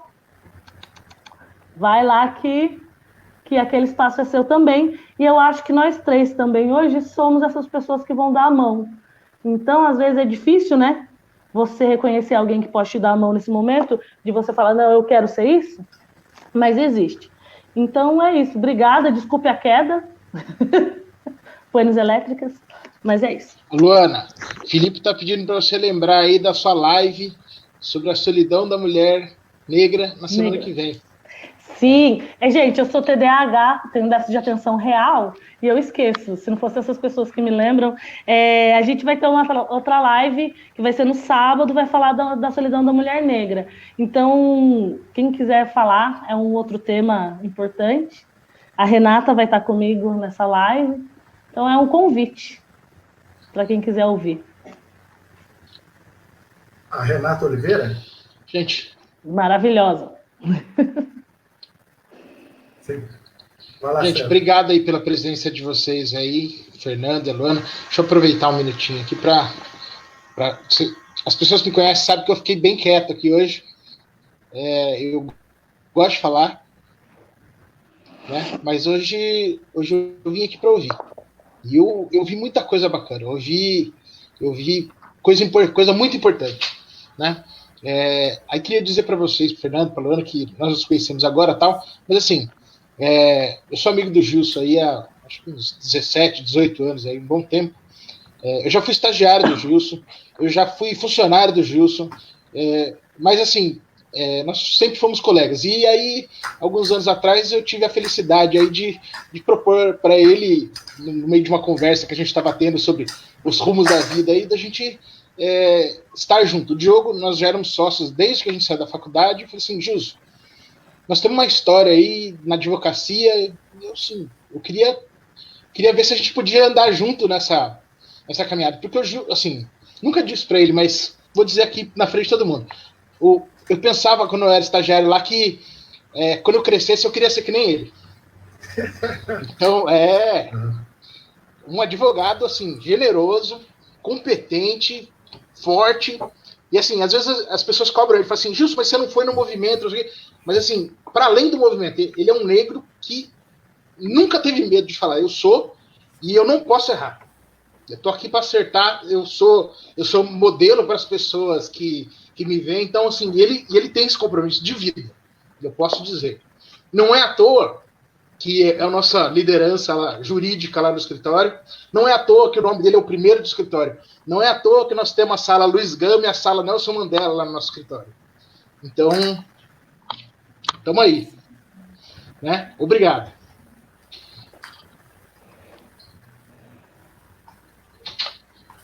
Gente, obrigado, Fernando, obrigado, Luana, pelo conhecimento compartilhado, foi muito bom. Assim como o César, eu vim aqui para fazer algumas perguntas e para ouvir, né? Eu vim aqui como aluno, na verdade, e foi muito bom. A aula foi perfeita. Fernando, Luana, vocês passaram um conhecimento muito rico para a gente. E também render as minhas homenagens ao Dr. Gilson, que antes de eu ser sócio dele, eu cheguei a ser funcionário dele, né, no SEDECA, na instituição onde ele é presidente, que foi uma Fiquei na segunda faculdade de Direito para mim, onde eu tive o acesso à prática dos direitos humanos, foi lá. E eu faço minhas palavras do César, né? O exemplo de generosidade, de liderança, de sabedoria, de ponderação que o Gilson traz para a gente, realmente é muito bom. Assim, traz muita segurança ter um cara como o Gilson do meu lado no escritório. É bom demais. Então, fica aqui também as minhas homenagens. Eu tenho que dizer assim, eu agradeço pelos 2 companheiros sócios aí do escritório, né, que muitas vezes, inclusive, são meus advogados, né? Porque eu, além de ser advogado, eu também produzo demanda, né? Eles são os meus advogados, né? Não só em uma causa, mas em outras causas, né? Eu quero agradecer, dizer que eles que são generosos comigo, né? E, embora pode não sentir o que Luana, o que Fernando, Rosa Miranda, Célia Carvalho, doutora Renata, Mara Rúbia, várias outras pessoas, do ponto étnico, do ponto de vista ético, do que a gente sente, né? Mas de maneira da empatia, né? Tem um compromisso com a eliminação do preconceito, e do preconceito de uma maneira muito mais ampliada, muito mais, né? Nós temos várias discussões, e eu sei da posição dos dois, e a presença dos dois hoje aqui só reforça aquilo que nós dissemos a semana passada, né? Que a luta para a eliminação do preconceito, seja de que matriz for, ela passa também por aqueles que não são vítimas, né? Ela passa para a compreensão de ser humano melhor, daquelas pessoas que querem uma sociedade justa e igualitária, né? Eu quero agradecer de coração a Luana, que a última palestra que eu fui, é a segunda vez que eu chorei bastante, né? Eu quero dizer que eu me emocionei e chorei. Eu não sabia se eu comia ou se eu chorava, né? Mas foi muito assim, porque essas histórias das mulheres negras, principalmente, mexem muito comigo, né? Dada a experiência de mãe que eu tive, da minha avó, de amigas, de mulheres que eu conheci, né? E o Fernando, que é esse jovem que desponta, né? Que eu torço muito por ele, né? Algum tempo eu já queria dizer isso para ele, que eu torço por ele, que eu quero me aproximar de você, que eu acho que eu vou aprender com você e gosto do seu estilo, e acho que você já está tendo um futuro brilhante, né? Eu desejo sorte e compreensão entre todos nós para que o caminho de todos seja menos dolorido, né?